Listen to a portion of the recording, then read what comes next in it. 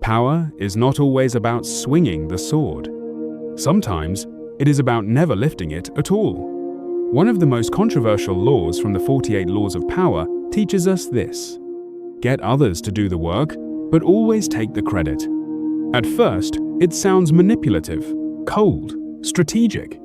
But in reality, it is a lesson about leadership, vision, and control over outcomes. And no character embodies this transformation better than Canute from Vinland Saga. When we first meet Canute, he is fragile, silent, protected by others. He doesn't command armies, he is shielded by them. He doesn't shout orders, he listens. But silence is not weakness. As the world around him burns in war and betrayal, Canute observes. He studies ambition, he studies fear, he studies power. And then he changes.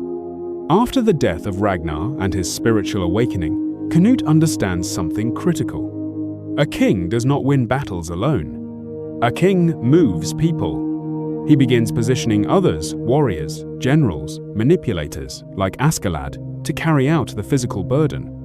While they fight, bleed, and clash steel, Canute builds something greater: legitimacy. Look at how he handles Askeladd. Askeladd fights, plans, schemes, takes risks. But when the dust settles, who ascends? Who becomes king? Who shapes the future of England? Canute. This is not accident, this is vision. He allows strong men to act according to their nature, prideful, ambitious, hungry for battle, while he remains above the chaos, calm, calculating, untouchable. That is power. True leadership is not about doing everything yourself. It is about understanding human nature so deeply that others willingly execute your will. Canute does not waste energy proving himself physically. He conserves strength for decisions, for influence, for the long game. And that is the lesson. If you try to do everything alone, you burn out. If you fight every battle personally, you limit your reach. But if you build alliances, if you inspire loyalty, if you understand what drives the people around you, you multiply your impact. Notice how Canute evolves from a passive prince to a decisive ruler. He begins making bold moves, negotiating, manipulating political structures, eliminating threats, yet rarely is he the one swinging the blade. He creates systems where others carry the weight. This is not laziness. It is strategy.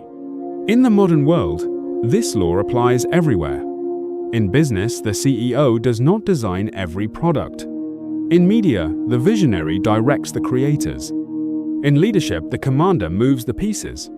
Your value increases when your time is spent thinking, planning, and deciding, not grinding on every task. But here is the deeper truth. Canute teaches.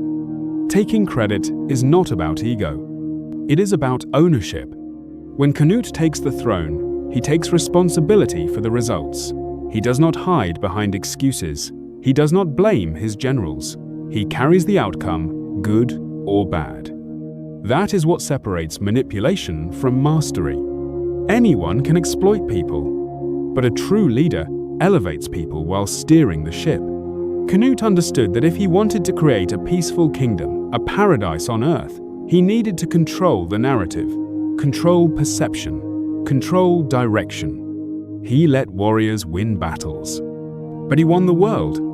So ask yourself, are you exhausting yourself doing everything alone? Or are you building influence?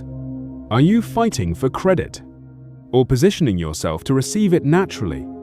The strongest person in the room is not always the loudest, not always the most aggressive. Sometimes it is the quiet strategist. Like Canute, power is not in the sword. Power is in the mind that decides where the sword swings. And if you truly want to rise, learn to think like a king. Let others move. You direct. That is the law.